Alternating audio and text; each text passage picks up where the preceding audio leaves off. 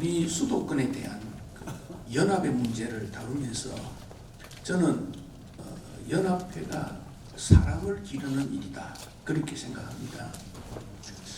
제가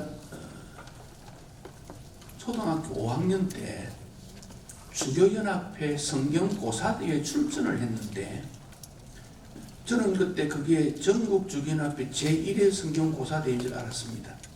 그런데 전국주교연합회 역사 편집을 보면 한 2년 뒤에 나와요.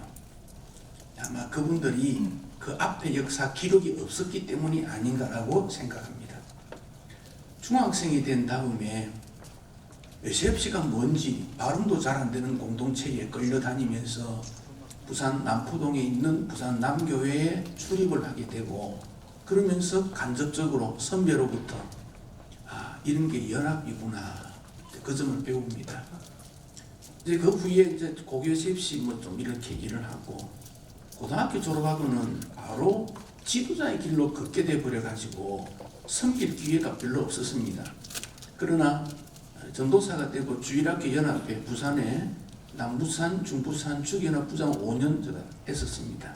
그러면서 주일학교 연합회가 뭔지 알게 되고 신대원 졸업하고 교육원 간사로 있다가 목회 현장에 나오고 그 후에 교단, 교계 연합 활동하시는 우리 교단의 어른들이 저를 30 후반부터 끄집어내어서 교회 연합으로 가라는 겁니다. 그리고 한기총, 그 당시 한기총에는 30, 40대 젊은 목회자 모임 뭐 이런 것도 있었습니다. 또 찬송가 공예가 이게 아주 역사가 복잡합니다만은 지금 찬송가 개편 작업을 할 때 저를 찬송가 위원회 가라 그래요. 그래서 저는 연합 활동들을 통해서 인간이 됐고 지도자가 됐고 그래서 연합회는 사람을 세우는 거다. 저는 긍정적으로 생각하고 있습니다.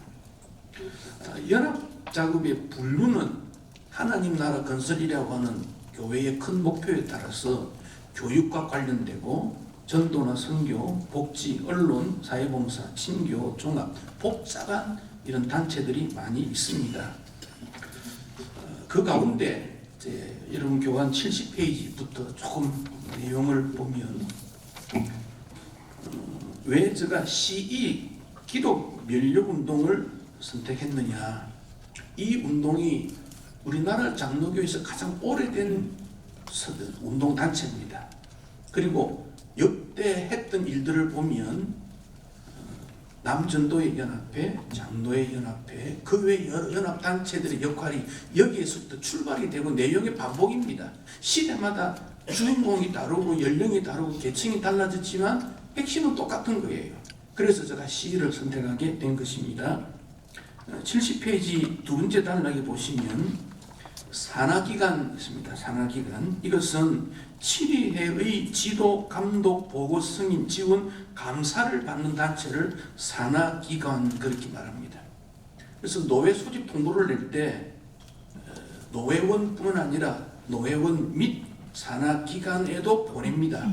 이것은 노회의 지도를 받기 때문에 그렇고 총회 산하기관은 총회 지도를 받기 때문에 그렇습니다. 두 번째는 유관기관인데 이 유관기관은 직접 지도를 받지 않지만 지원이나 유대를 받는 단체를 유관기관이라 그럽니다.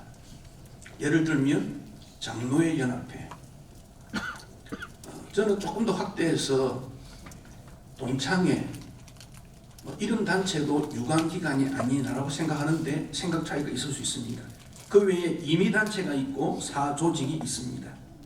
그럼 산하기관은 자율적 운영을 보장하지만은 그 결과를 반드시 보고하고 승인을 받고 지도를 받습니다. 71페이지 제일 위에 보시면 임의단체는 뭐냐 하면 이 법적 용어는 이렇습니다. 구성원 전원의 자유의사에 설립하되 7회로부터 공식 또는 비공식으로 설립을 인가 허가 받는 단체를 임의단체라 그럽니다. 이것은 그 7위회 교회 안에도 당의 7위 속수도 있고 노회 7위도 있고 총회 속수도 됩니다. 7위에 유익이 될 때 임의단체라고 부릅니다. 그런데 사조직은 7위의 유익과 관련 없이 소속된 사람들의 이익을 위한 단체가 사조직입니다. 그러니까 산하기관, 유관기관, 임의단체, 사조직 이렇게 네 가지가 됩니다. 근거는 어디 있느냐? 우리 헌법에 보면 13장에 교회 회의 및 소속기관의 154조, 5조, 6조, 7조에 연합당회, 연합재직회, 소속기관, 소속회의, 소속기관들이 있는데 여기 쓸 근거를 볼 수 있습니다. 연합당회는 치리권이 없습니다. 연합재직회는 파송된 종대를 통해서 소속기관, 이런 경우 예를 들면 당회에서 어느 교회에 집사회를 모였다, 권사회를 모였다 할 수 있습니다. 그러나 당회의 지도를 받을 때 가능합니다. 당회나 이런 치리의 지도를 받지 않고 개척교회 안에 그런 단체를 두는 것은 사조직이 됩니다. 그러나 교회 유익을 위해 조직을 하고 당회의 지도를 받으면 그건 임의단체 됩니다. SFC 중심 인물이 누굽니까? 학생입니다. 이제 지도층을 좀 강조해서 간사제도가 도입됐습니다. 최근에 우리끼리 얘기를 좀 하는 내용입니다. 동문회가 생겼습니다. 동문회도 두 개가 있습니다. 그냥 SFC 동문이 있고 SFC 이사 동문회가 또 있어요.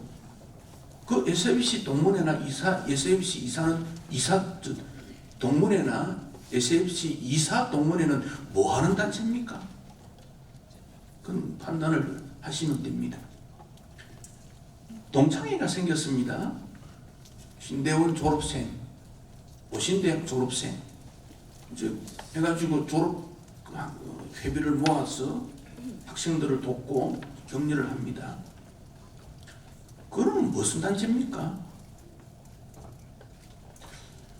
요즘 또 생긴 게 있습니다. 원로 목사회입니다. 은퇴 장로회입니다. 도대체 뭐 하는 단체인지 목적이 분명하게 되지 아니하면 치리회 혹은 하나님 나라의 유익이 되지 않을 수도 있다. 산하기관입니까? 유관기관입니까? 임의단체입니까? 사조직입니까? 좀 우리가 깊이 생각해야 될 부분들이 있습니다. 그러면 이런 단체들이 장로교 정치구의 원리하에서 무슨 일을 해야 되느냐는 것은 큰 이번에서 제가 교회 표지 10가지를 했는데 이런 내용들을 하고 있다는 겁니다. 예배와 말씀이 있는데 장로회 모여서 체육대 했는데 예배를 드리는데 그 운동장에서 마이크를 꺼버렸다. 예배 없는 체육대 가능한가요? 좀 생각해야 된다 생각합니다. 뭐 그런 내용들을 해서 예배 말씀 진리요 10가지 참고해 보시고 75페이지에 시일이 있습니다. 이 시일을 제가 보는 이유는 우리 수도권에 시가 없습니다. 이전에 30년 전에는 있었습니다. 근데 사라졌어요. 이 단체가 중심이 되어서 남전도회 연합회든 장로연합회든 혹은 또 다른 연합회 성격이 여기서 다 드러나는데 이 설립 과정은 선교사로부터 1917년 안데슨 선교사가 미국의 포틀랜드 윌리스텐 교회 클락 목사의 성경 공부 기도회를 본받아서 세운 것이 시입니다. 75페이지 제일 밑에 23년도에 200여 교회 세워졌습니다. 근데 그때 3대 결의라는 것이 제정이 됐습니다. 76페이지. 이 3대 결의는 지금도 그들은 모였을 때 제창을 하는데 이 내용을 보시면 하나님 나라에 대한 선포와 복음 사역과 개인의 신앙 고백이 다 들어 있습니다. 이 내용이 SFC든 남전도회든 장로연합회든 기초를 이룬다고 저는 봅니다. 표 하나님께 충성을 다하자, 정직한 나가 되자, 사람에게 신인을 지키자. 주장 쉬지 않고 나를 교양하자, 나의 교회를 돕자, 방방곡곡에 전도하자, 외지 전도에 힘쓰자. 작정 매 회원 매년 1인 전도주의자가 되자, 회원마다 11조 바치자, 내 동리에서 신앙운동 일으키자, 외지의 한국 동포를 구하자. 고신의 시는 어떻게 됐느냐? 76페이지에 보면 초기에 기록이 없습니다. 그러나 그 뒤에 기록이 있는 것 되었습니다. 77페이지 제일 앞에 기독교부 55년도 7월 9일 논평에 보면 이 시위를 진리운동이다, 온 교회가 힘을 모으자라는 논평이 나왔고, 55년 9월 10일 1일자 청년운동 침체 타개를 위한 긴급성이 필요하다. 그래서 이 교단 전체가 이 일을 한 적이 있습니다. 그래서 고신 시위가 조직이 됩니다. 둘째 단락 1966년에 뜻이 모아져서 67년도에 사람 이름이 있지요. 변종수, 김상철, 정금출, 이우성, 손창희, 김차석, 정태석, 제시와 최일 목사 등이 모여서 8월 9일에 서문로 교회에서 제1회 전국시 창립총회, 그리고 6개 노회 100여 명 모였고, 68년도에 주경호, 우리 선배들 중에 이름들이 다 거론되어 있습니다. 그 내용들을 보면 유신개혁 반대, 성경과목 금지에 대한 반대, 국가에 대한 격려 문제, 이 국기에 대한 격려 문제, 전국 교육대회, 청와대 방문, 그리고 72년도에는 교단 분열 방지의 뜻을 송상승 목사를 면담해서 그 당시 그런 문제까지 했다. 그 외에 78페이지 토론회 공청회 수련회 설교지 배포 세미나 토론회 심포지움 시지 시주일 지키기 성가대 연주회 부르단체 방문 자선음악회 부대 방문 지도자 초청 만찬회 벽지 교육자 자연 초청 미로 탁구대회 가든 파티 연변 조선족 기술학회 지원 선교 장학사, 이 내용 전부는 이미 시에서부터 이미 다 했던 내용들을 이제 다른 단체들이 그때마다 하고 있는 것입니다. 1978년에 세계 시위 가입이 되고 1981년도에 전국 심포지움 모였을 때 우리 교단에서 돈의 우상 숭배를 회개하자고 한명동 목사님, 오병세 박사님, 이봉현 박사님이 고신교단의 과거, 현재, 미래에 대해서 분과 토론을 하고 결의문을 채택했는데 그 밑에 내용이 있습니다. 1. 도시농촌 균형 발전. 2. 선교 정책의 성경 실현. 세 번째, 목사와 평신도 간의 대화 단절을 다시 한번 회복해서 상호 협조하자. 네 번째, 사회적 소명 완수를 위해서 회개운동, 기대운동, 전도운동 하자. 그러니까 시운동을 보면 참 귀한 운동이었다, 저는 그렇게 생각이 듭니다. 제가 알기로는 서울 수도권에 시운동이 있었습니다. 30년 전에. 그러다가 어떤 이유 때문에 사라졌습니다. 그리고 그때 회장을 지난 분들의 모임이 하나 있지요. 영후회 하는 모임이 있지요. 근데 그분들이 이제 다 이런 다 넘어가고 이런 가까이인데 그 흐름이 아직까지는 조금 남아 있습니다. 근데 이런 단체들의 흐름이 이제 장노회로 갔는데, 남전노회도 지금 노회마다 있는 데가 있고 없는 데가 있고, 이건 회복한다고 저는 생각합니다. 다음에 세 번째, 단체 역할 하느님 나라 건설, 이건 안 해드리겠습니다. 자, 그럼 연합회가 왜 필요한가? 79페이지 두 번째 단락, 교회 구성원의 연령, 학력, 직업, 신앙적 경험, 경제적 수준의 차이, 봉사의 깊이 차이 다양하니까 그분이 그 개체 교회 안에서만 있는 것이 만족스럽지 못한 경우 연합회로 구성하는 경우가 있고, 혹은 믿음 성향의 목표나 수준이 비슷한 분들이 모여서 확대된 그런 일들을 하고 있다. 앞에 보면 대회, 노회, 대회, 총회가 상회라는 말을 쓰지 않으면 어떠냐, 광역회라는 말을 지금 쓰고 있죠. 광역회. 그러니까 제가 여기 덧붙이면 당회, 노회, 총회는 마치 동신문과 같습니다. 안에 당회가 있고 확대돼서 노회가 있고 확대돼서 총회가 있습니다. 그림을 그리면 그렇습니다. 총회 안에 노회가 부분적으로 이렇게 있는 게 아니고, 당회가 제일 작은 동신문을 그리면 노회는 확대된 광역회입니다. 총회는 더 확대된 것입니다. 이렇게 이해해야 삼심이라는 개념이 빨리 이해가 되지, 조각조각 붙어서 뭉쳐지는 것으로 이해하면 이해가 어렵습니다. 그래서 광역회라고 이해하면 저는 이해가 더 쉽다고 생각합니다.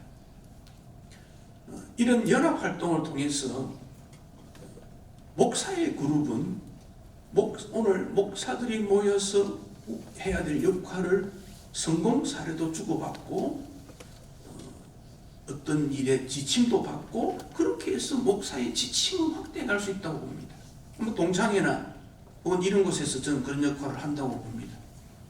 장로님들이 모여서 마찬가지입니다. 장로님들의 사역에 대해서 얼마든지 토론 논의해서 그래서 이렇게 섬겨야 되겠구나 이런 장점이 있다고 생각합니다. 79페이지 세 번째 단락. 단체 활동이 유익되고 모범된 사역이 되기 위해 산하기관은 반드시 치리의 지도를 받는 것이 좋습니다. 지금 그렇게 하고 있습니다. 단체는 치리의 권위를 인정하고 치리에는 단체 기관을 단체 소속 기관 무시하거나 도전세로 여기지 말고 단체가 치리회를 부정하거나 치리회가 단체를 무시하면 질서가 무너집니다. 이 관계를 어떻게 잘 이룰 것인가. 그래서 예장 D 총회, 우리 교단이라는 용어는 쓰지 말자 그렇게 해서 총회라는 용어를 쓰고 있습니다. 거기는 보면 산하기관뿐 아니라 유관기관도 어떻게 해야 되는 게 법적으로 구성이 되어 있습니다. 산하기관은 교회 정치의거 소속 지리의 허락을 받아 설립된 기관이며 정관의 승인, 감독, 재정검사, 명령받은 기관으로 규정하였고 유관기관은 독립된 법인이나 기관이지만은 공익적 이익을 위해 총회 노회가 이사회 구성이나 중요한 법인의 의사표시에 의해 일정 부분 감사권, 감독권 성격을 갖는 기관이다. 총회적으로 명시가 되어 있습니다. 우리 총회는 이런 부분이 조금 없는 것이 유감입니다. 80페이지. 단체의 성격은 규약, 정관이나 규칙이나 규약으로 명확하게 진술해야 됩니다. 제가 여기에서 예를 들어서 땡땡 포럼, 땡땡 선교회, 땡땡 모임에 대한 것을 왜 말하지 않느냐면 그 단체에서 저에게 말씀을 하면 저는 분석해 들 용의가 있습니다. 그런데 그 단체가 의뢰하지 않는데 제가 말씀하시는 것은 저 범위를 넘어가기 때문에 시만 대상으로 한 겁니다. 사실은 우리 교단에 보이지 않는 여러 단체들이 많이 있습니다. 그 단체들마다 그 단체가 정말 필요한가? 그 검토는 그 단체가 해야 됩니다. 왜냐? 두 번째 단락, 단체는 어떤 연합회는 필수적인 것이 아닙니다. 시대나 사회적 환경에 따라 세워지고 사라지고 목적이 변화되기도 합니다. 억지로 존속하는 것보다는 소멸하는 게 낫고 그러나 존재 목적이 있을 때 유익합니다. 만약에 임의단체 같은 경우에 교회에다가 재정 지원을 한다면 요청한다면 그 교회는 치리입니다. 당회에서 그 교회가 무슨 근거로 재정을 지원할 수 있습니까? 임의단체인데 이런 문제가 생깁니다. 그렇기 때문에 해당되는 치리회에 임의단체일지라도 사역과 재정 보고를 하는 것이 저는 좋다고 생각합니다.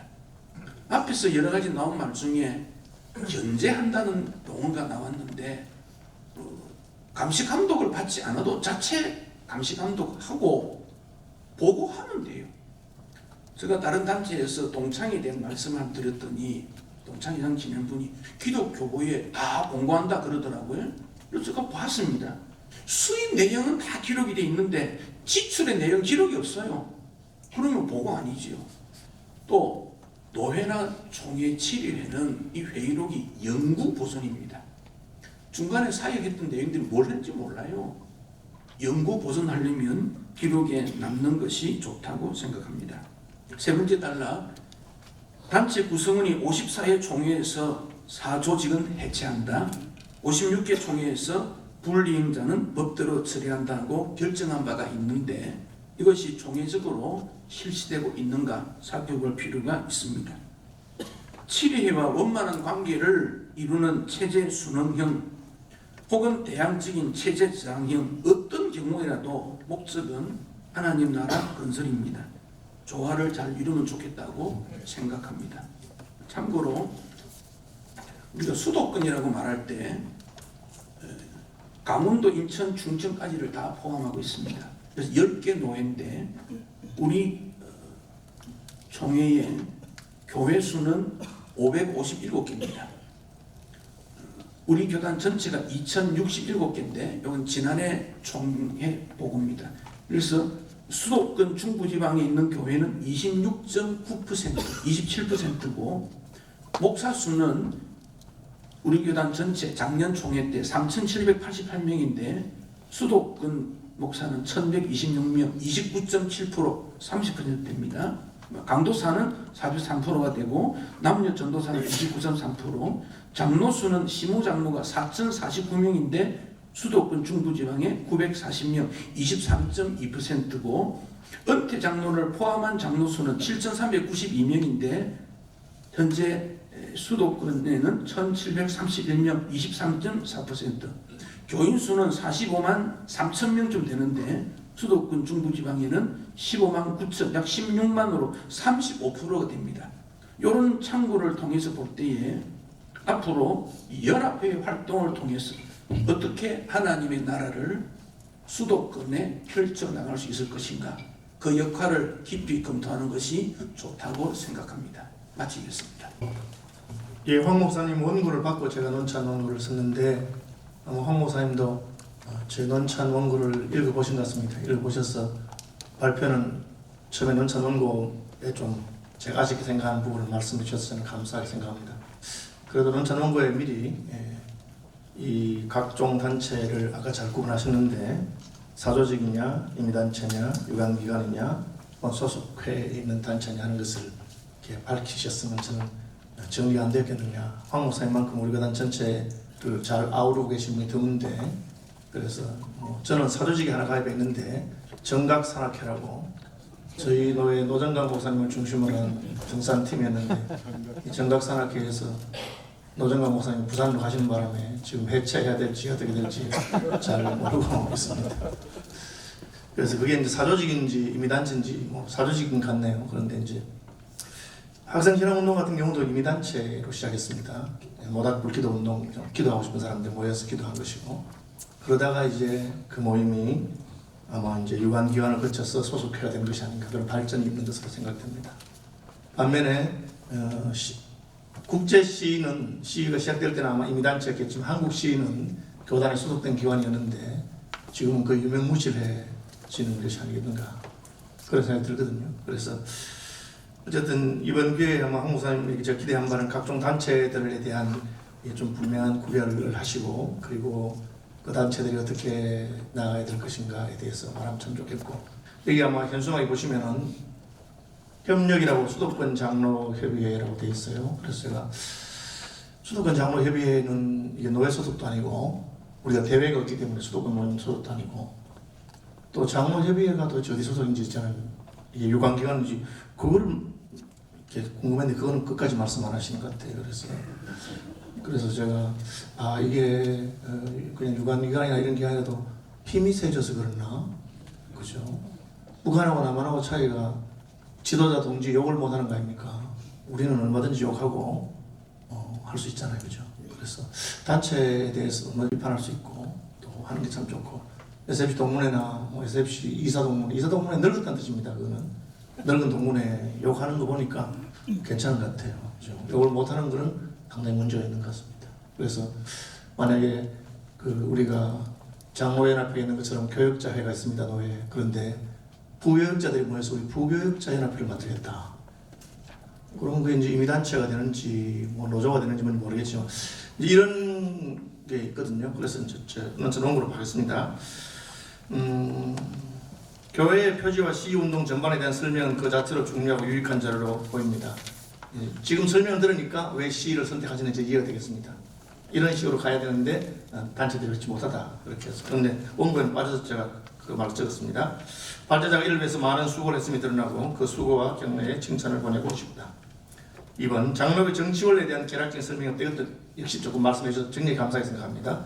성도의 양심의 자유와 교회의 자유에 대한 것, 사실 지난번 총회 법제위원회에서도 말씀하셨던 것이기 때문에 참 좋게 생각합니다.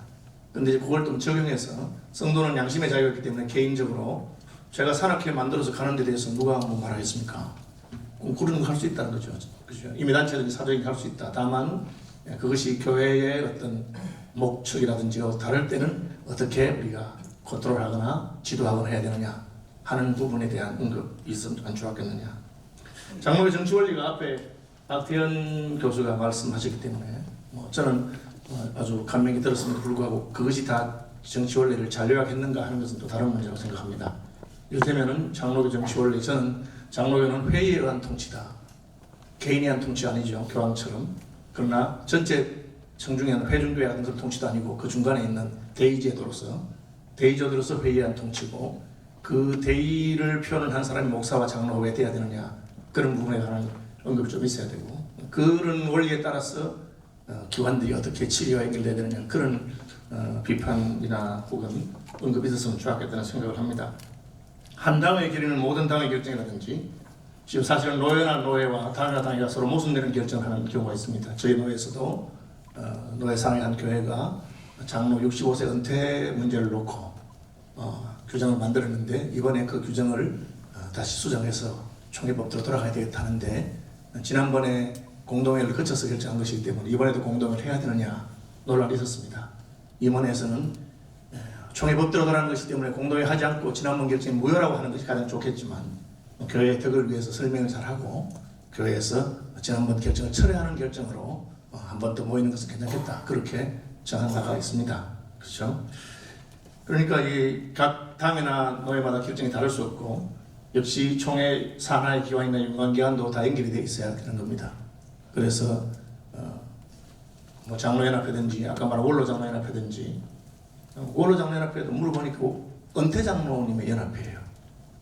그런데도 이름은 원로장로연합회로 그렇게 하거든요. 그런 것도 이제 그냥 사조직이나 임의조직 같은 건 뭐 자기들이 알아서 하면 문제가 없는데, 그렇지 않은 경우는 어떻게 우리가 실제적으로 그 역할을 하기 때문에 해야 되느냐, 이런 것을 해주기를 기대했는데, 황신기 목사님 굉장히 배짱이 좋으신 분인데 아무 말도 말하시는 거 봐서 제가 겁이 나서 그랬나? 그렇게 생각을 했는데, 오늘 말씀 들어보니까 그게 아니고, 이제 뭐 시인은 우리 교단 조직이니까 말할 수 있고, 다른 것은 장로연합회에서 한번 요청해 주시면 말하겠다, 그런 뜻으로 이해가 되었습니다. 고신교회 내 각종 단체들 중에서 오직 시만을 예로 들어 설명했는데, 먼저 고신교회 안의 각종 단체들의 자리매김을 먼저 하고, 단체들이 다 아니까 이건 임의단체다, 혹은 이건 임의단체에서 교반단체로 가는 중에 있는 것 같다, 혹은 이것은 실제로는 교단 산하의 소속회와 마찬가지이기 때문에 소속회로 자리매김을 바꾸고 노회와 총회와 이 지도를 받도록 하는 것이 옳겠다, 그렇게 해주셨으면 상당한 유권 해석 같은 그런 느낌이 들지 않았을까, 그런 기대가 있습니다. 그 다음에 현재 고신교회 내 단체들 중에서 논란이 되는 것은 치리회의 지도하에 있지 않으면서도 고신교회를 대표하는 것처럼 활동하고 교회에 지원을 요청하는 단체들이 아닌가, 이런 단체들에 대해서 다들 알고 있고 여러 가지 논란이 있음에도 불구하고 그런 단체에 대해 집중적으로 다루지 않는 게 아쉽다. 제가 장로연합회 좀 말씀했는데, 전국 장로연합회에서 교단 지도자들을 위한 기도회를 합니다. 그죠? 가지 않으면 굉장히 책망스럽게 말합니다. 저는 얼마 전에 장로연합회 행사를 하면서 저희 교회에서 재정 청원을 해서 제가 그동안 안 했는데 재정 청원해서 뭐 조금 이렇게 했습니다. 근데 그쪽에서 저하고 친한, 쉽게 말하면 쉽게 말할 수 있는 장로님이 제게 와서 목사님 총회의도 안 하실 겁니까? 이렇게 물어보더라고요. 그렇죠. 할 마음이 있습니다, 제가. 이 선거운동이 됩니까? 올해는 안 하겠습니다. 그래서 어쨌든 그러니까 뭐 그런 식으로 말씀하셔서 제가 참 난감해했던 적이 있습니다. 저는 이제 일관성 중요하게 생각하기 때문에 학생신앙운동이나 선교사들이나 지원하면 제가 지원하지 않는 적이 없습니다. 그런데 그렇게 말씀하시니까 이 단체가 좀 더 공적인 그늘 안에 들어오면 우리가 기쁘게 할 수 있지 않겠는가, 그런 생각이 드는데 그 이야기를 발제자가 안 하셔서 제가 대신합니다. 현재 고신교회 내 활동하는 기관들 중에 산하기관이 어떤 단체인가 하는 것은 분명한 것 같지만, 어떤 기관이 유관기관이며 어떤 기관이 임의단체인지를 먼저 밝혀주고 논의를 진행했으면 하는 아쉬움이 듭니다. 그 말입니다. 특히 임의단체임에도 공식 비공식적으로 인가받은 단체라는 표현이 나오는데, 어떻게 임의단체를 공식으로 인정하며 또는 비공식적으로 인정받는다는 것은 어떤 것인지 구체적인 예를 들어 설명해 줬으면 우리가 더 잘할 겁니다. 왜? 황 목사님이 저희 교단에서 상당히 전체 흐름을 잘 하시는 분입니다. 일찍이 교회나 운동에 투신하시기 때문에 저는 황 목사님하고 이렇게 대화할 때마다 황 목사님의 박학하심에 대해서 감탄을 하고 또 균형 잡겠다는 생각을 많이 하는데, 그래서 아마 발제자를 모셨지 않았나 싶은데 조금 이렇게 더 사려 깊게 말씀하시는 것 같습니다. 교회의 표지에 대해서 언급하고 있는데 각종 단체 역할에 대해서 논거에서 왜 이를 길게 언급했는지 이해하기 쉽지 않다.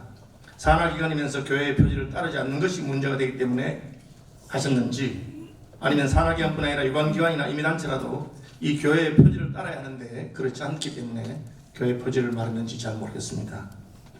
어쨌든 산하기관, 유관기관, 임의단체를 막론하고 교회와 관련된 모든 기관을 평가하는 틀이 교회 표지다 그렇게 하셨는지는 잘 모르겠습니다. 그러니까 뭐 사조직이나 임의단체도 아까 그렇게 해야 되는지는 모르겠습니다.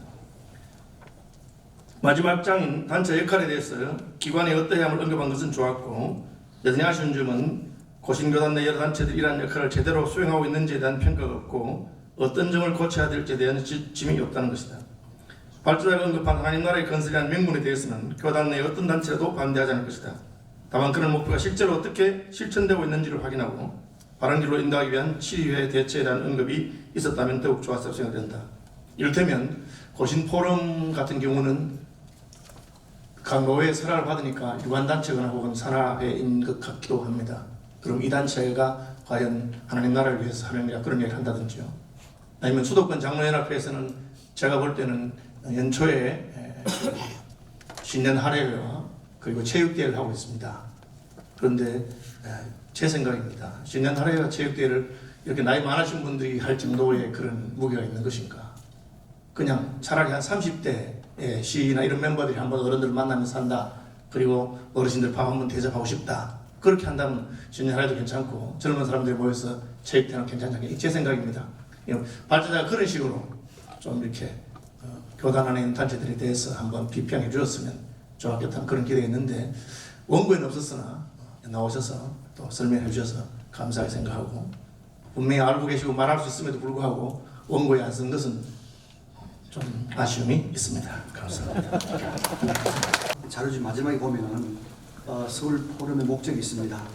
본 포럼은 고신총회 소속 수도권 노회들의 교류 및 한국교회와 고신교단의 발전과 성장을 도모함을 목적으로 하며 특히 개혁주의 운동의 수도권 확산에 관심을 가지고 비정치, 비영리적 정신으로 교단 발전을 위한 제 문제들에 대한 담론의 장을 마련하고자 함에 있다. 본 포럼은 수도권의 고신총회 소속 노회들로서 제2의 목적에 동행하는 노회들로 한다. 그래서 우리는 노회연합 운동입니다. 노회연합 활동의 일환입니다. 이렇게 우리 포럼을 이해해 주시면 좋겠고요. 이 목적에 맞도록 명실상부한 우리의 포럼이 되도록 우리가 위원들이 몸부림치고 있습니다. 오늘까지는 잘 진행해 온 것으로 생각이 듭니다. 오늘 주제는 조금 우리가 약간 거북한 주제이기도 합니다. 정치 문제가 나오기 때문에. 그러나 오늘 여러 발제자들, 논찬자들이 정말 진솔하게 발제와 논찬 임해주셔서 감사를 드리고요.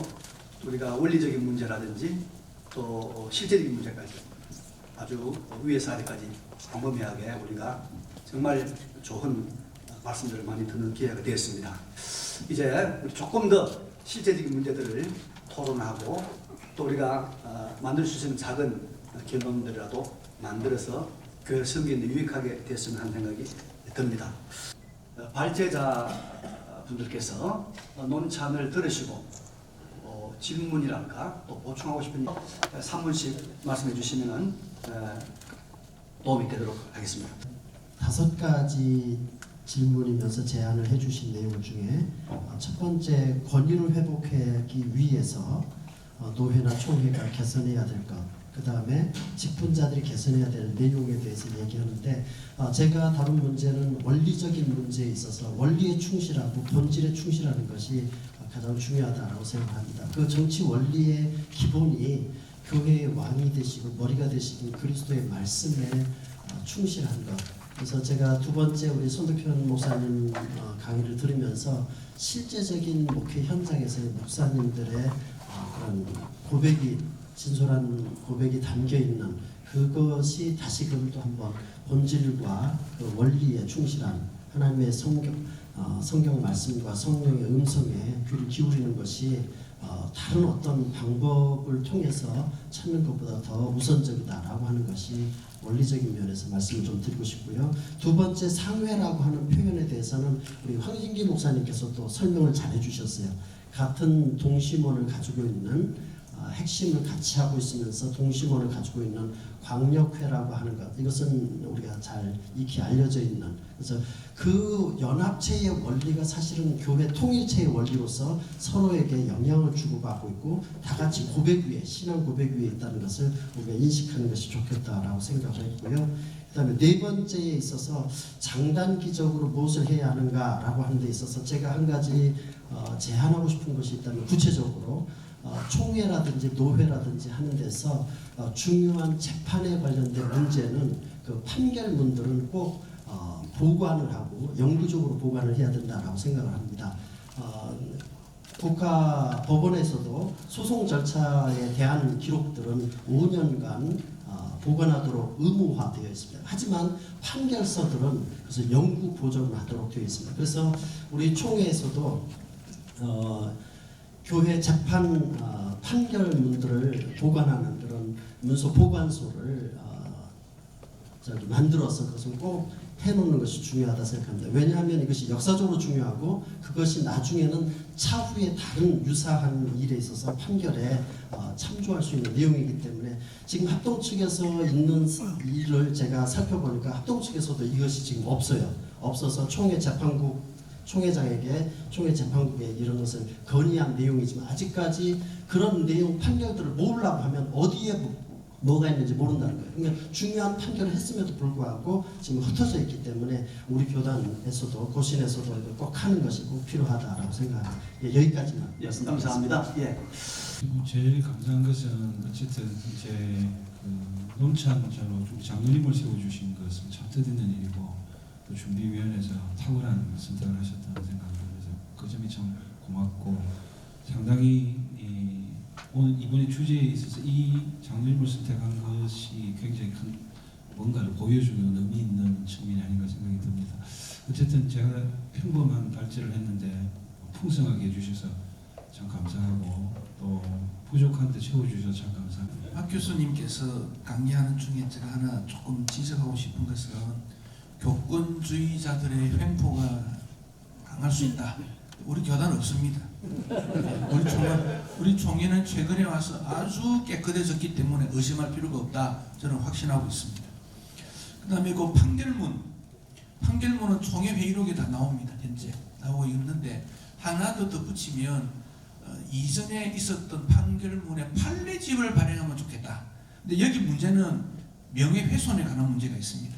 그래서 땡땡 노회 땡땡이 고소한 땡땡 사건 이름 넣고 이렇게 해서 노회 이름이나 개인 이름을 감추면 판결문 그 판례집이 된다. 저는 그렇게 봐집니다. 권오은 목사님께서 말씀해 주신 수도권 장로연합회는 어떻게 해야 되느냐. 전국 장로회가 있고 권역별이 지금 5개가 있지요. 그럼 전국 장로회는 총회 회의록에 보고서 한 장 올리면 됩니다. 그냥 읽어보면 되니까. 그럼 감독할 일도 없고 또 자체 감사하는 거니까. 왜냐하면 전국 장로회 8월 달에 수련회 하는데 그 연간 예산이 얼마입니까? 6억 7억입니다. 굉장한 겁니다. 또 그분들이 수고해서 신대원 운동장도 구입하고 최근에는 또 학생들 성지순례 보내주시겠다. 얼마나 좋은 일입니까? 근데 왜 우리가 모르고 있지 않습니까? 저는 하면 되고 권역별에 있는 수도권에 있는 장로연합회는 수도권 노회에 편지 한 장 다 보내면 됩니다. 편지 한 장 보내서 우리 수도권은 1년 사업을 하고 이런 예산이 들어왔고 그 파트 넣어주면 되는 겁니다. 이것은 수도권 주일학교 연합회도 마찬가지입니다. 수도권 주일학교 연합회 회장이 소속된 노회의 지도 목사님을 지도한다. 이제 그게 그렇게 돼 있는데 조금 확대하는 것이 좋겠다. 저는 그렇게 생각합니다. 이전에 철원수양관이 있었을 때도 지도위원 그렇게 한 적이 있습니다. 임의단체나 유관기관은 가능하면 양성화하는 것이 좋겠다. 좋은 일인데 괜히 모른 척 할 게 뭐 있습니까? 다 드러내서 활동하면 좋겠다. 저는 그렇게 생각합니다. 하나 문제가 되는 것은 재정 자립에 관한 문제입니다. 각종 연합회가 활발하게 사역을 못하는 이유는 재정 자립의 문제입니다. 제 기억으로는 20년, 30년 전에는 정말 그 연합회 헌신하는 분들이 자비랑 헌신을 굉장히 많이 했습니다. 굉장히 많이 했습니다. 또 학생신앙운동이나 주기연합회에서 재정이 필요해서 하나님께서 협조 요구하면 잘 해줬습니다. 그때는 개인이 협조를 대부분 했습니다. 근데 지금은 개인 협조가 아니고 교회의 협조를 요청합니다. 그럼 교회 협조를 요청하면 교회는 지출 근거가 있어야 됩니다. 이민단체 경우에 지출할 수 있는가? 이건 교회 치리회가 고민을 해야 될 부분이기 때문에 양성화하는 것이 교회에 재정 청구를 했을 때는 도움이 되겠다. 좀 그런 생각이 듭니다. 총회 임원으로 이제 일을 하시겠다는 분들이 이제 나타납니다. 그러면 이런 연합회에서 수련회를 하면 지원을 요청합니다. 도와주시오. 근데 선거법에 지원 못하게 돼 있어요. 그런데도 자꾸만 요청하니까 그분들은 괴로운 거예요. 권원 목사님은 서울 포럼만 도우면 돼요. 거기는 할 거 없습니다. 왜냐하면 서울 포럼은 정치와 무관하다고 우리 선언했습니다. 왜냐하면 정치색을 떼그리면 도와주는 분도 괴로운 거예요. 이걸 어떻게 할 것인가. 그래서 재정 자립도에 관한 문제인데 주기연합회에서 매년 즐거운 노래집을 발행합니다. 거기 나오는 노래는 검증된 곡도 있지만 검증되지 못한 곡이 나옵니다. 이걸 어떻게 하면 검증된 곡으로 해야 될 것인가 몇 번 말했지만 고치지 않는데 이유 중 하나는 새로운 곡을 만드는 작곡자들의 발표장이 되고 있습니다. 이것은 우리가 깊이 검토해서 검증된 곡을 내야 됩니다. 지금 우리 찬송가에도 검증되지 못한 찬송가가 있습니다. 제가 알기로는 곡 3개가 이번에 바뀌었다고 제가 들었어요. 그런데 찬송가 공에서 발표도 안 합니다. 지금 살짝 바꿨대요. 왜 바꿨냐? 저작권료 때문에 그렇다는 거지요. 이건 교단에 알아야 되는 문제 아닙니까? 그게 왜 그렇게 합니까? 찬송가는 원래 살아있는 분은 실지 않도록 이전 찬송가 글에 있습니다. 왜냐하면 그분이 살아계실 때 혹 실수해서 그 찬송을 보고 은혜를 받았던 분이 문제가 생기면 어떻게 될까? 그런데 이번에 찬송가 바뀔 때는 살아있는 분들 막 냈습니다. 지금 이것은 우리 한국에는 성경과 찬송이 통일하자는 원칙하에 우리 교단이 동의했지만은 좀 고려해야 될 부분으로 연합회 문제니까 말씀을 드립니다. 또 하나는 교회적으로 여러 공회들이 있지 않습니까? 거기에 교회가 많은 데는 이사가 여러 명 가고 교회가 적은 데는 한 명만 간다. 이게 연합정신인가? 도시는 한 명만 오고 D나 H 교단은 4명 보내라. 이게 연합정신인가? 제가 여기까지만 말씀드리고 싶습니다. 67페이지에 목사도 시무 이동이나 은퇴 후를 위해서도 경제를 알고 재테크를 잘 해야 한다고 하셨는데 말씀 준비와 신방과 기도도 바쁘실 텐데 재테크란 말은 이해하기가 어렵습니다. 교인과 장로들이 책임지고 감당해야 하지 않을까요? 세상적으로 나가는 것이 아닌가 싶습니다. 잠실중앙교회에 한 35년 그렇게 있다가 섬기다가 10년 전에 이제 조그마한 분립개척교회로 이렇게 나와서 이렇게 회중으로 장로로 섬기고 있는데 고민되는 여러 가지 일들도 있지만 특별히 이 목사님들 또 부교육자란 말이 적당한지는 모르겠습니다만 그래서 수도권이나 서울에서 우리 이제 교육자들 목사님들을 이렇게 교회로 청빙하거나 모시려고 하면 가장 고민되는 부분들이 사택입니다. 그래서 이 사택에 대한 이러한 그 부담감이 또 작은 교회로서는 너무 많고 그래서 또 한편으로는 또 요즘 목사님들이 많이 배출돼 가지고 목사 과잉이라 그럴까 목사님들이 또 이제 남아도는 또 목회지가 그렇게 많지 않은 형편에서 작은 교회에서 곰곰이 생각해 보니까 좀 사택이 마련이 되어 있는 목사님이 있으면 참 좋겠다 이런 좀 건방진 생각을 그렇게 한편으로는 하게 되었습니다. 그러면서 예전에 이제 목사님들의 목회의 형편 또 오늘날의 현재 시대의 우리 목사님들의 형편 이것들을 제가 곰곰이 생각해 보니까 예전에는 우리 어머니들이나 여자 성도님들이 성비를 거두다가 사례가 충분하지 못하니까 끼니라도 잘 때우시라고 주일마다 성비를 거두어서 목사님께 드리고 그랬는데 지금은 그렇지 않지 않습니까? 그래서 가급적이면 목사님들의 경제적인 지지를 이렇게 교회가 잘 알아서 하는데 시대가 많이 바뀌어져 가지고 그래서 한편으로 이제 우리 이제 교회에서 목회자들에게 그렇게 사례비 또 연구비, 목회 지원비를 이렇게 드리고 있는데 이러한 부분들을 좀 잘 좀 관리하고 또 저축하고 또 그렇게 해서 좀 이것을 규모 있게 좀 잘 그렇게 했으면 좋겠다. 그래서 혹시라도 이렇게 시무 이동이나 또 뭐 어떤 다른 또 뭐 어떤 상황이 생기더라도 우리 목사님들이 그런 것에 또 그런 교회들이 그러한 것에 좀 이렇게 걸림돌이 안 되도록 했으면 참 좋겠다. 그래서 좀 어려운 얘기지만 우리 목사님들이 또 시대가 바뀌고 또 뭐 이렇게 경제를 또 몰라서도 안 되고 그래서 그러한 부분들을 좀 잘 유념하셔서 좀 그러한 부분들에 대해서 잘 관리하고 또 은퇴 이후에는 우리 응급재단에 다 100% 들어가 계시는 게 아니기 때문에 은퇴 후를 위해서라도 좀 그러한 부분들을 좀 잘 관리하는 것이 참 좋겠다. 이제 그런 차원에서 재테크도 잘해야 되겠다. 그렇게 말씀드리겠습니다. 당회에 부목사가 참여하는 것은 장로 정치를 위해 합당한가? 아니 그렇다면 부목사는 7위 장로로서만 참여하는가? 강도 장로와 교훈 장로와 7위 장로로서 참여하는가? 그런 문제이고요. 그 다음에 우리 또 질문입니다.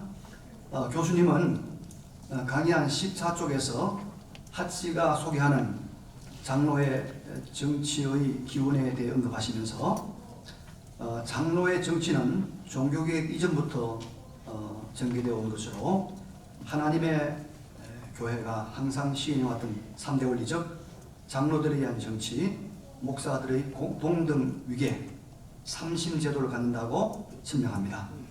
질문은 이 3대 원리 중 두 번째 원리적 목사들의 동등 위계에 대한 질문입니다. 제가 속한 고신교단 헌법 교회 정치 42조 3항은 부목사는 그 직무가 담임 목사를 보좌하는 목사이다라고 이야기하고 있습니다. 그런데 이 부목사라는 직분 자체와 담임 목사를 보좌하는 목사라는 부목사의 역할은 목사들의 동등 위계와 정면으로 충돌하는 그런 문맥적인 내용입니다. 어떤 의미에서는 이런 목사들의 위계화가 목사, 장로, 집사, 직분의 위계화를 심화시키는 그 뿌리가 아닐까요? 예, 질문 대단히 감사합니다. 그리고 굉장히 중요한 문제고 민감한 문제이기 때문에 더더욱 중요한 문제라고 생각을 합니다. 먼저 부교육자가 부목사가 당회에 참여할 수 있느냐 하는 문제하고 두 번째 42조 3항에 나와 있는 부목사가 담임 목사를 보조한다라고 하는 목사들의 동등 위계, 이 문제는 동일한 문제라고 저는 생각합니다. 다시 말하면 이 문제의 해결점은 저는 목사 안수에서 찾아야 된다고 생각합니다. 목사가 안수를 받을 때 부목사로 안수받지 않습니다. 목사로 안수받을 때 목사로 안수받을 뿐이고 단지 역할에 있어서의 문제라고 생각을 합니다. 현실적인 교회 현장에서의 담임 목사님을 돕는 역할이라고 생각을 합니다. 그런 역할적 이해로 생각을 하는 것이고요. 현실적으로 하지만 원리적으로는 동일합니다. 지금 갓 임직을 받아서 목사 된 사람이나 은퇴에 앞둔 목사님이나 똑같은 주님의 말씀을 봉사하고 주님의 교회를 섬기는 자들이기 때문에 그 원리상에 있어서는 이거는 동등한 것이고 또한 그리고 특별히 부목사님이 당회에 참여한다라고 하는 것은 저는 적극 찬성합니다. 개인적으로. 왜냐하면 그 당회에 참여함으로써 어떻게 담임 목사님이 목회를 하는지를 실제로 보게 되는 것이고 또한 그리고 그러한 일을 통해서 주님의 교회를 함께 세워간다라고 하는 점을 같은 동역자다라는 것을 충분히 인식할 수 있기 때문입니다. 제가 네덜란드에서 공부하면서 또 그리고 교회에 참여하면서 실제로 경험한 아주 중요한 것이 있습니다. 그것은 뭐냐면 이제 갓 28살, 29살 된 사람이 목사 안수를 받습니다. 목사 안수를 받는데 그 목사 안수를 받음으로써 모든 것이 목사로서 다 할 수 있는 것은 아닙니다. 그래서 그 노회 안에 있는 훌륭하신 목사님이 멘토가 되어서 직접 그분을 지도하게 되는 것입니다. 교회 내에 상을 당했다든지 교회 내에 문제가 생겼을 때 그 일을 두고 목회적 경험이 없기 때문에 그 멘토 목사님에게 이야기를 하게 되면 그 멘토 목사님은 그 일을 자세하게 안내해 주는 것입니다.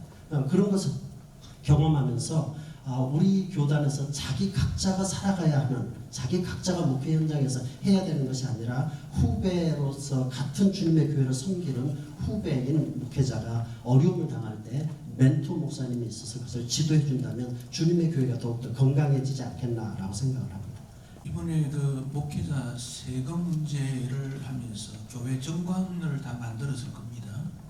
그 정관이라는 것은 대회에 나타내는 규정이 정관입니다. 뭐 규약 내교는 내민이라도 거기 보면 항존직 나옵니다. 그 항존 목사 항존직이지요. 그 부목사가 항존이냐 하는 문제가 생깁니다. 왜 그러냐면 만약에 항존 대상의 목사, 장로, 집사인데 목사 됐는데 부목사 이름을 넣어버리면 부목사가 봐라 나는 항존이다. 이 교회에서 죽을 때까지 있는 거다. 이런 법적 논쟁이 일어나게 됩니다. 그래서 이걸 어떻게 할 것인가 하는 문제가 하나 있습니다. 또 하나는 우리 헌법에 보면 당회장이 유고시 부목사에게 당회장권을 줄 수 있다. 이런 부분이 있습니다. 부목사가 한 사람일 수도 있고 여러일 수도 있습니다. 그러면 당회장권을 준다는 말은 교인들이 당회장권을 인정해 준다는 말이거든요. 그래서 다른 총회의 예를 들면 이렇습니다. 부목사 중에서 공동의회를 통해서 성빙된 부목사에게는 당회장권을 줄 수 있으나 당회에서만 결의했을 때는 당회장권을 줄 수 없다. 이렇게 된 다른 교단의 경우에 이렇게 있습니다. 이걸 우리도 참고해야 되지 않겠는가? 제가 그 생각은 있습니다. 부목사의 직무에 대해서 부목사는 담임 목사를 보좌하는 것이다. 그 항은 목사의 직무에 대해서 선교사, 군종 목사 직무에 대해서 할 때 할 이야기지 목사의 본질적인 신분이나 사역에 대해서 이야기할 때는 다른 차원입니다. 그렇게 이야기하면 좀 차원될지 모르겠습니다. 예. 교회 정치는 그리스도의 다스림이라고 하면 장로교의 권력은 개인 교인에게서 나온다. 장로는 교인의 대표다는 틀린 말이 아닐까요?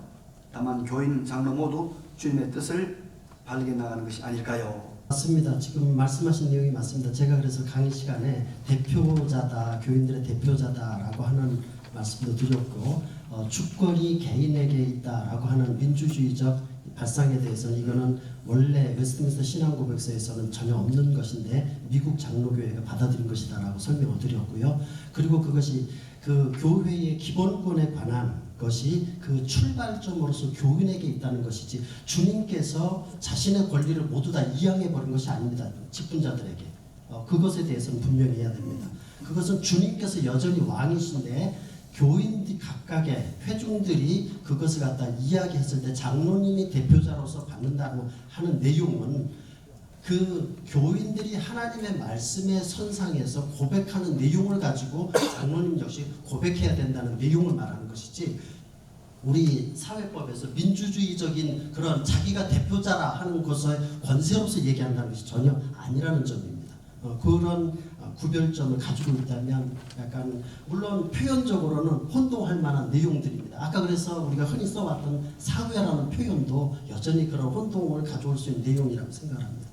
장로교 정치 원리는 성경에 기반을 두며 반드시 성경으로 돌아가서 하나님의 나라를 확장하며 공교회를 바르게 세우며 성도들이 바른 신앙 생활로 덕과 유익을 끼치게 하는 것입니다. 장로교 정치 원리가 보다 성경적이 되기 위해서 특히 교회 지도자인 목사와 장로들에게 재교육이 필요합니까? 성도의 대표자로서 대변자 역할을 어떻게 또 해야 되겠습니까? 하는 질문입니다. 예레미야 23장 18절에서 22절에 거짓 선지자와 거짓 제사장은 여호와의 회의에 참여하지 않았다고 했습니다. 목사와 장로가 경쟁과 대립과 갈등을 버리고 먼저 자기를 부인하며 자기 십자가를 지고 함께 동역자와 조언자와 협력의 관계가 되기 위해서는 인간의 감정과 이성과 경험을 내려놓고 좋은 팀워크로 소통과 공감을 이루기 위해서 어떤 방법이 필요하겠습니까? 하나님의 회의에 들어가서 먼저 말씀을 듣고 순종하며 섬기는 자와 낮은 곳에서 청종한 말씀을 전달하며 위로의 말을 경청하는 것이 필요할까요? 예. 그 다음에 교회 갈등의 하나의 장은 당회라고 할 때 어떻게 당회를 구성하고 사랑과 성경권으로서 당회를 지혜롭게 그려야 하겠습니까? 예. 저에게 계속 그냥 질문이 계속 쏟아져서 그만큼 원리적인 면이 바르게 세워져야 우리의 목회 현장이 그 바른 가르침 아래서 진행되고 질서 있게 품위 있게 되리라고 생각을 합니다. 아주 좋은 질문입니다. 굉장히 제가 바랬던 일이고 또 그리고 그런 우리 교회를 위해서 굉장히 유익하다 생각을 합니다. 목회자 재교육 반드시 필요합니다. 일반 회사에서도 임원들 교육도 있고 직원들 교육도 있고 연수도 시키고 이렇게 하는데 교회에서의 이런 목회자 재교육은 아주 필요합니다. 물론 교단에서 실시하는 목회자 학예 대학원이라든지 여러 가지 그런 또는 노회별로 이렇게 또는 지금과 같은 이런 일을 통해서 목회자에게 유익한 정보를 제공하는 교육의 기회를 갖는 거 굉장히 중요합니다. 그런데 이 목회자 재교육의 문제는 반드시 있어야 되고 동시에 제가 주장하고 싶은 것은 이거는 제도화시켜야 된다라고 생각합니다. 왜냐하면 화란 개혁교회는 목사가 되면서 그때 동시에 주어지는 과제가 있는데 5년마다 반드시 재교육을 받도록 되어 있습니다. 제도화되어 있습니다.